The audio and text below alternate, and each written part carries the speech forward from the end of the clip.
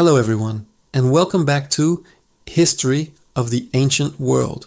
Today we're taking a journey back in time, not to the grand battlefields or the opulent palaces of kings, but to the bustling, noisy, and often chaotic streets of ancient cities. What was it really like to live in places like Rome, Athens, or Alexandria thousands of years ago?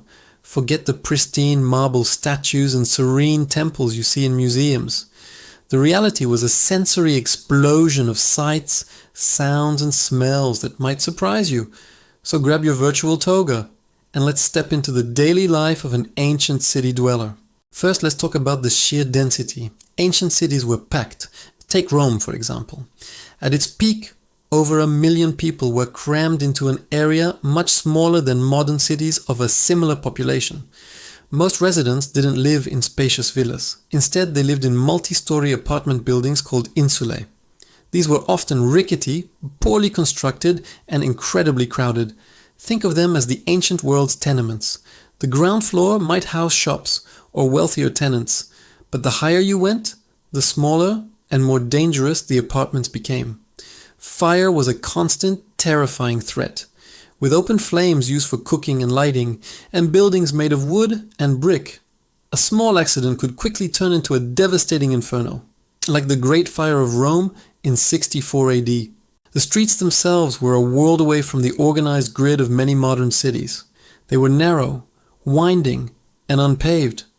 During the day, they were a river of humanity. Merchants shouted their wares from open-fronted shops. Craftsmen hammered away in their workshops, and children played games amidst the chaos. You'd have to navigate through crowds of people, livestock being herded to market, and porters carrying heavy loads, and there was no traffic control. Wheeled carts and chariots were often banned from the city center during daylight hours, simply to reduce the gridlock and noise.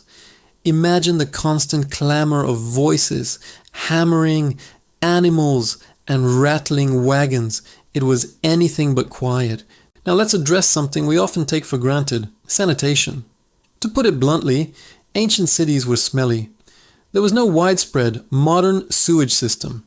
While Rome was famous for its aqueducts that brought fresh water into the city, waste disposal was a major problem. Some larger houses and public buildings were connected to a central sewer, like the famous Cloaca Maxima in Rome, but most people weren't.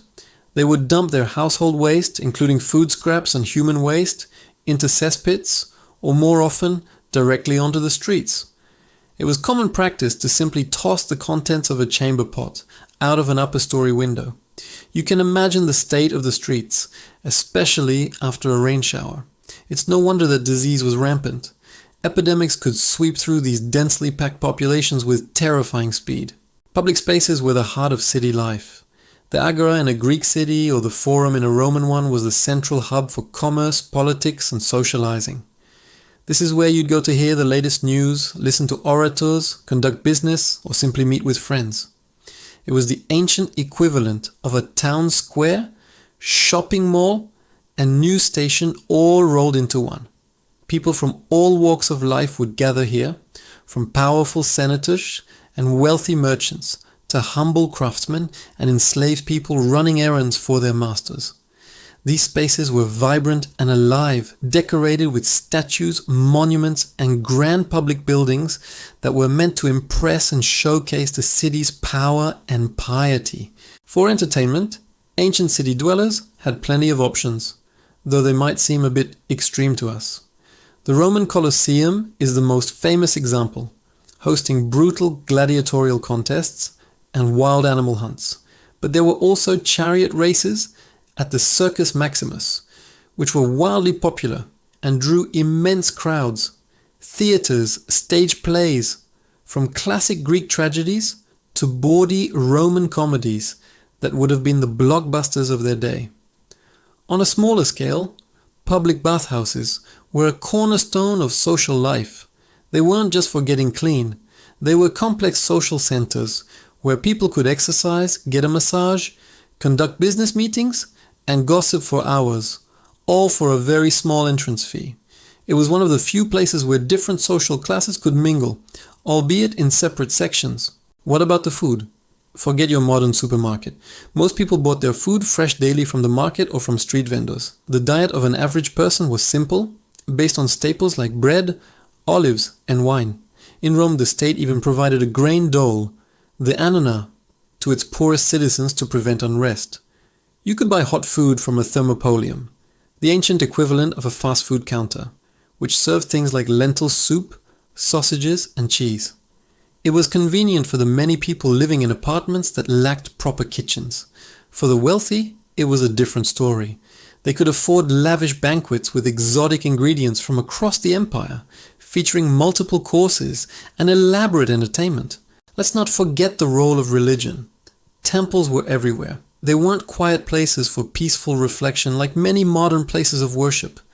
They were active sites where priests performed public sacrifices and rituals. The air would be thick with the smell of incense and roasting meat from the offerings. People would visit temples to make vows, offer prayers for health or success, or seek guidance from oracles.